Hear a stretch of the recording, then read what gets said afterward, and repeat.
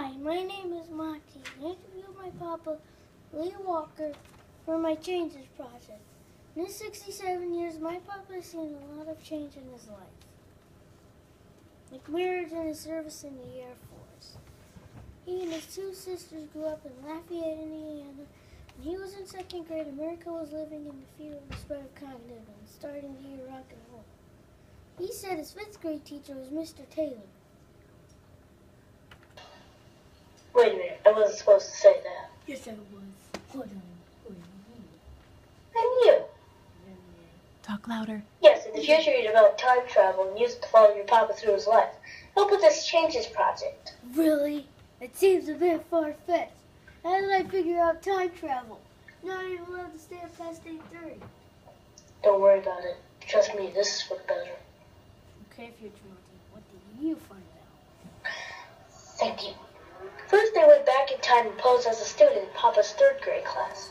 His teacher, Mrs. Smith, and his classmates were surprised to find out that only a year later that the world would see Sputnik launched into orbit. While we today have thousands of satellites in orbit, not only around Earth, but other planets, comets, and asteroids, it was preposterous to them then that we would have satellites above us that handled everything from television to telephones. Television and telephones? What do you mean? Did they have smartphones Not and even, cable television? not even close. They were lucky to receive 3 television channels, and their phones were attached to the wall by short cords. What about the internet? Their computers were in rooms the size of your classroom and ran on things called vacuum tubes. Only a few really smart people could use them. They were used just for calculations.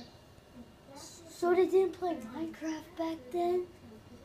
They looked at you like you were from another planet when you asked that.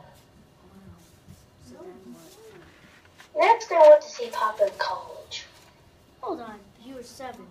How did you manage to pass for a college student? Don't ask, just trust me on this. College was a major change in Papa's life, not only because Soyosity was a great change itself, because of protests over the Vietnam War, but because Papa was finding direction in his life towards a career. It was actually the first time he came across a computer. It was in the basement of one of the halls at Purdue and was the size of a refrigerator. They were used by the science, engineering, and math students. Stuff calculations. To make them work, you had to put these stacks of paper called punch cards into them to get a desired output.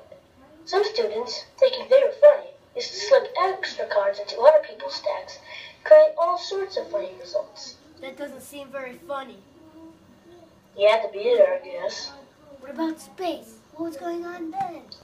The race to the moon was on between the United States and the Soviet Union. Soviet Union. You know them as Russia. When they were a communist country, they were called the Soviet Union, or USSR for short. But where was I? Oh yeah. Papa graduated with a degree in communications and then took a job as a disc jockey at a radio station. Disc jockey, Papa talked about that, but it made no sense at all to me. When Papa started working on radio, music was recorded on vinyl disc called records. People who played these records on the radio were called disc jockeys. As I traveled through his career in radio with Papa, music went from records to these cartridges called 8-tracks, smaller cassettes, compact discs, and others stored digitally.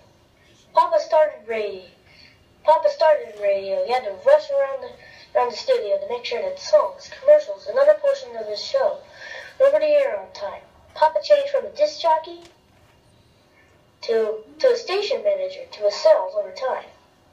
And I noticed that how he talked to people changed for each of those jobs. He was a disc jockey, talked casually to people. When he became a station manager, he had to sound more professional, take a more adult-sounding tone. And in sales, he mixes the two. He has to build relationships with businesses so they'll buy advertising with his radio station.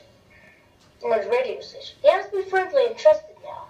When he started, he never thought that he would be where he was now. That's fascinating. Papa likes to talk, that's for sure.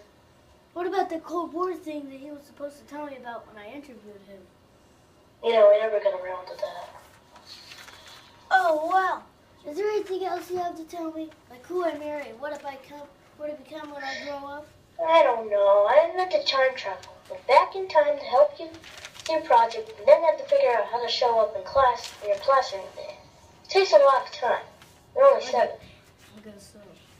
As you can see, in nearly 60 years, the words around computers, space travel, and the way you talk and your job change in many ways that are unforeseeable and surprising. I thank you for listening to me, and I thank me. My